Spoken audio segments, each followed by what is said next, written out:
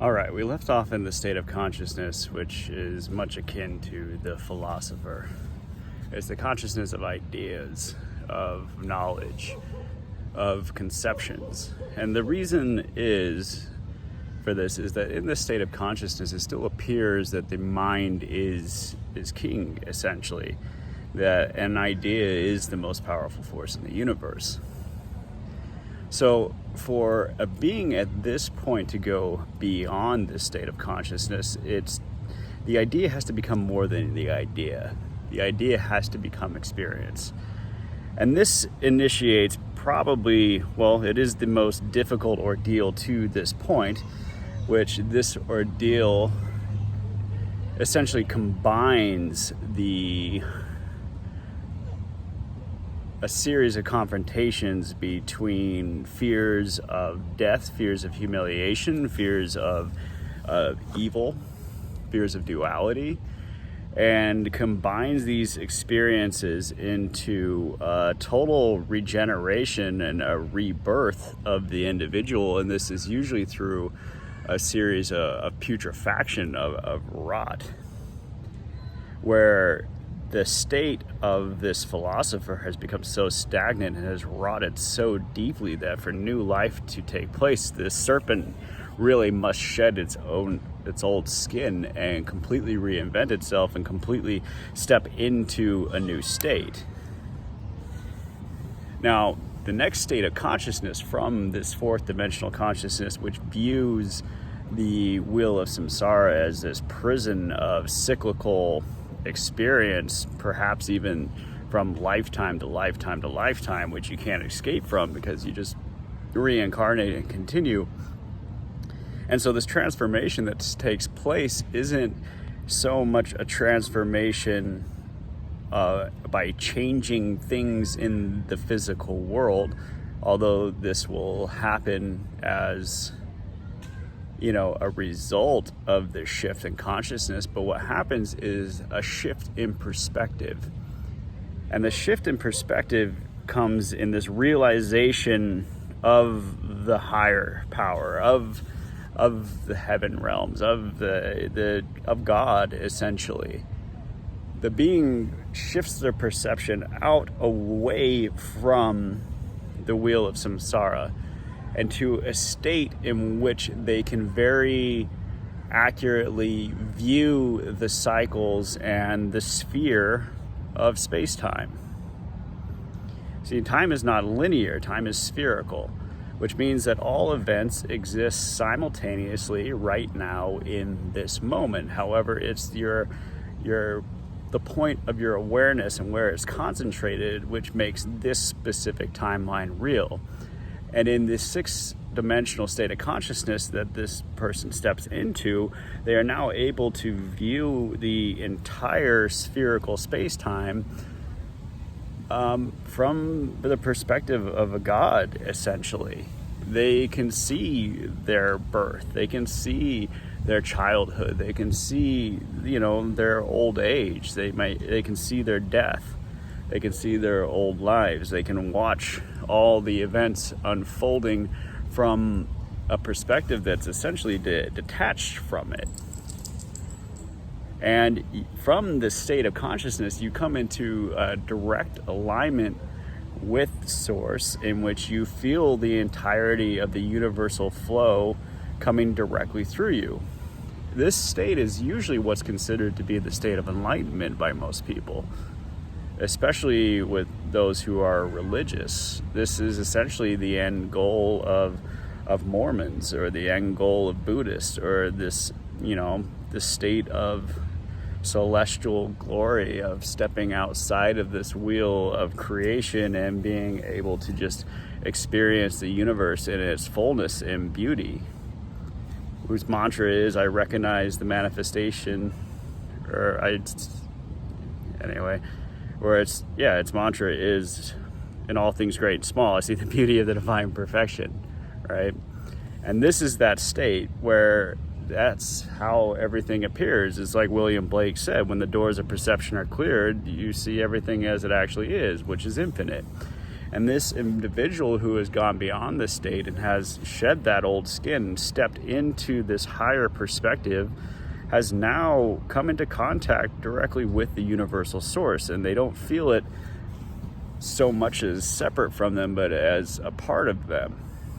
But the key is that there is still something beyond here, and people that come into the state tend to feel that this is the entirety.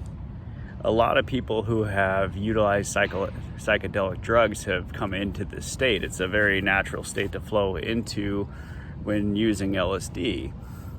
In fact, any of these states can be accessed through psychedelic use, but the problem is that you don't know how you got there, so you can't get back and you can't maintain it, and so you end up regressing even though you've had the experience of being there. Therefore, it's like psychedelics are essentially useful in the fact that they can show you doorways and show you states of consciousness that you didn't know exist, but if you want to actually get there and stay there, they're really more of a crutch than a tool. Now, people who come into this state of God consciousness are essentially in contact with their higher self, and they've made such a firm connection into this state of inspiration that they very likely believe that they've arrived in heaven. They don't see the need to go beyond this. They see the perfection of everything as it moves and drifts and floats in perfect harmony.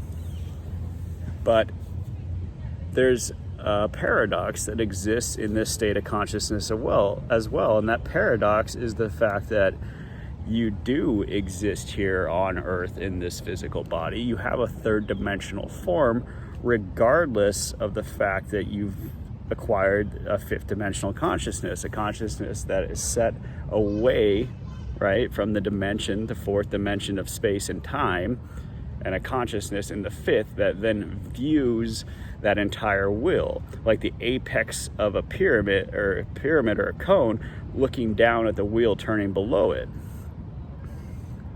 But there's another option that then appears to this person in this state.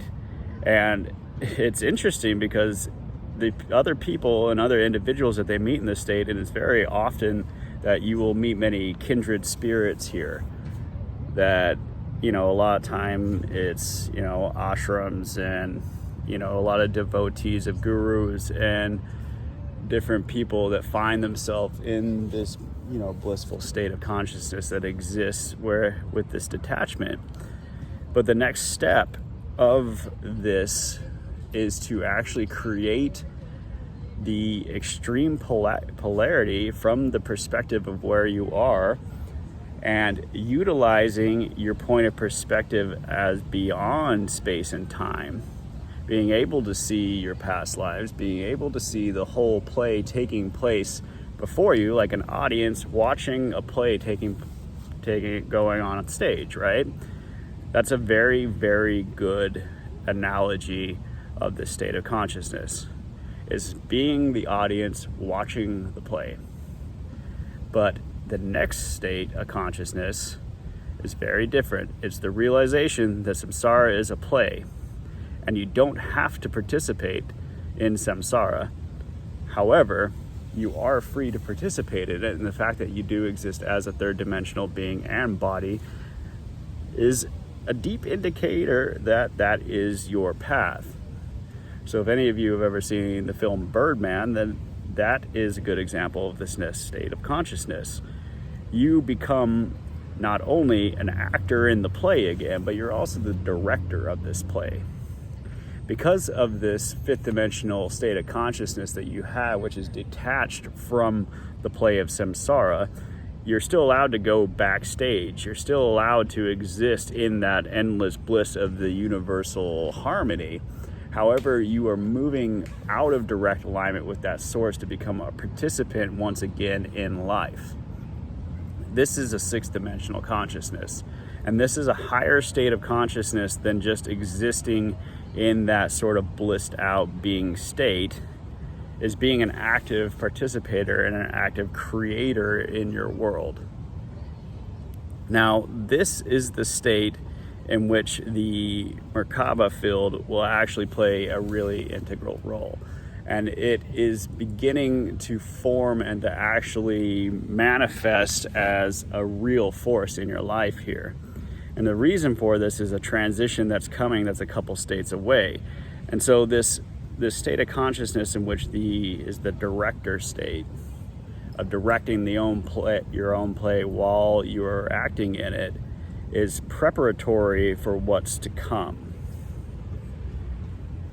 And as you continue in this state is all about fire and energy. And it's about heating the furnace as hot as you can possibly get it to purify your soul and really forge the tools necessary for you to continue forward. And through your active participation in the play, you can stoke these fires and you can create essentially whatever you want to create. And with this realization, you start to break through the limitations that previously held you back. You realize that you can create exactly what you want, and so you just go about and you actually do it for the first time in your life. If you had a poverty consciousness, you break through this consciousness, you completely annihilate your own spell. You start to accomplish things that you previously thought were impossible. You start to experience the success that you've always wanted to.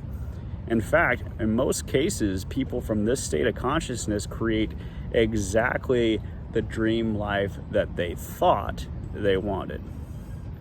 But that's the key word, and that they thought that's what they wanted. And what happens is when they arrive in the exact manifestation of this dream life that they always wanted, or at least thought that they always wanted,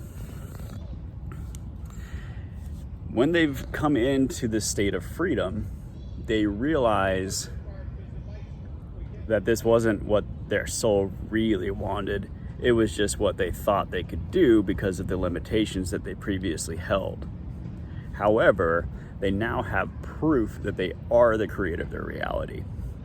They know they can create whatever they wanted.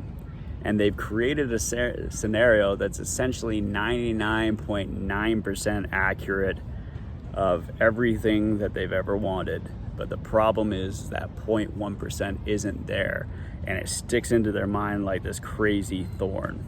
And the longer that they stay in this state, in this self-manifested prison, the worse and worse this state gets. And this state becomes the worst of all the states of consciousness in this octave.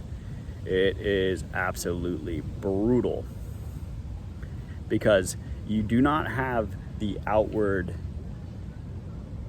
manifestations, the outward signals that something's wrong. You're actually living in a state where everything is exactly what you wanted it to be. You chose it. You chose every detail. You chose where you live. You chose what you're dressed in. You chose who you are. You chose what you're doing to make your money. You're in control of your life, but you're not happy. And this is where you see most extremely successful people who have really taken their own initiative to create what they really wanted, but are in absolute misery because they feel stuck. It's reaching the top of the world with nowhere to go. But that is not the truth at all, because the next step is mastery. But to step into this mastery, you have to move beyond everything that you've ever experienced before. You have to completely annihilate the old self and move away from everything that you created to this point.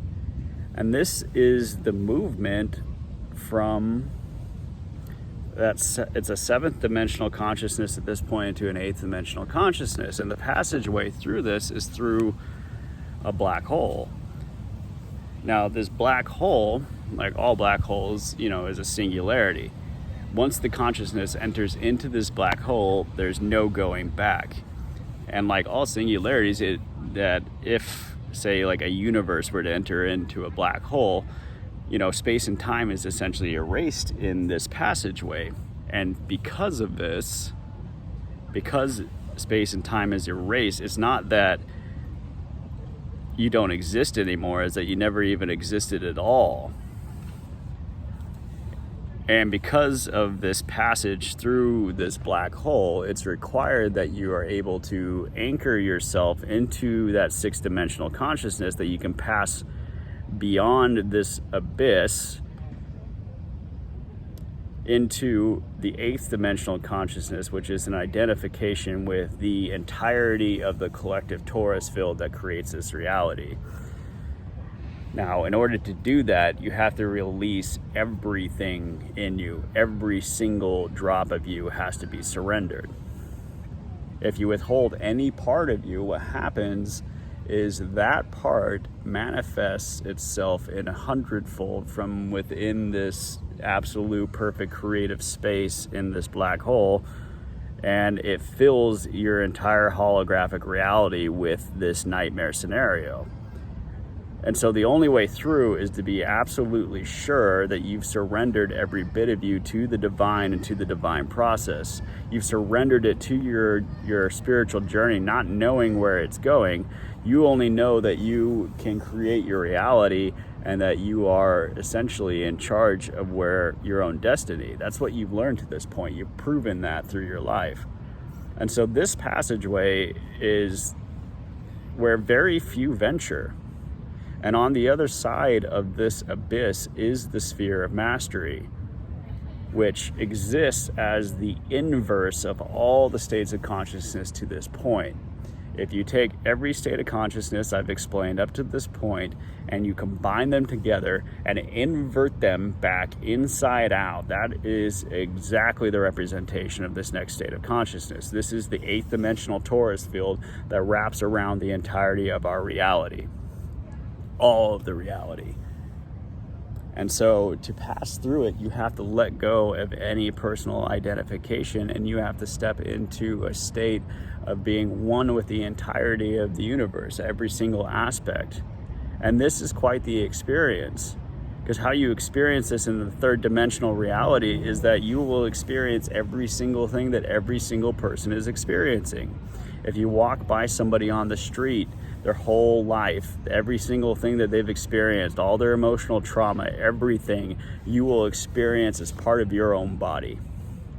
Every animal, every single being, you will feel as you. There's no separation in the consciousness whatsoever in this state. You have become the reality.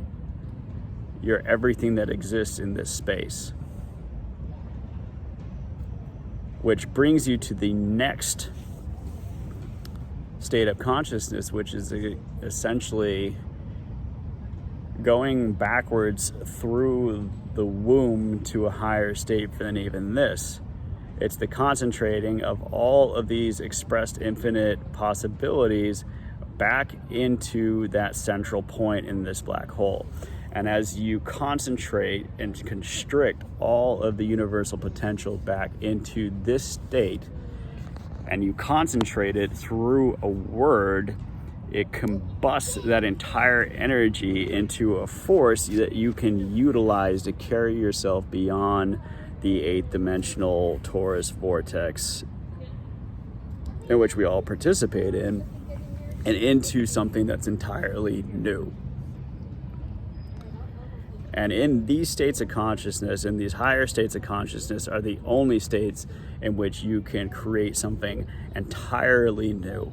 And these are the states which we must step into to create a new reality now. But as you see, there's a long path ahead, and there are many, many ordeals and many initiations that have to take place along the way.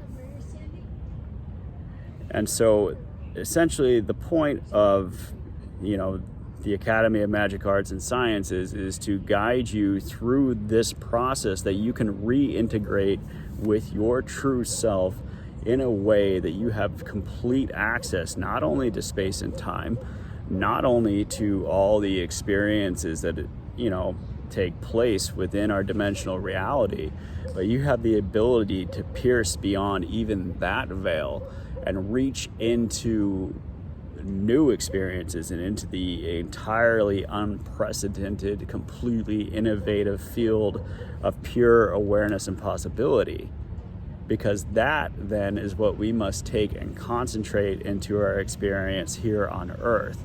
And when each of us steps into this and lives from that space, we can change anything we want. We're not subject to any rules of society. We can create our own.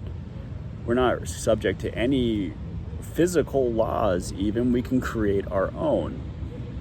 And the more of us that step into this realm, and we stop giving our energy and our support to old broken systems and old ways that are just looping throughout history, that's when we can create this golden age of Gaia Ladra that is destined to take place.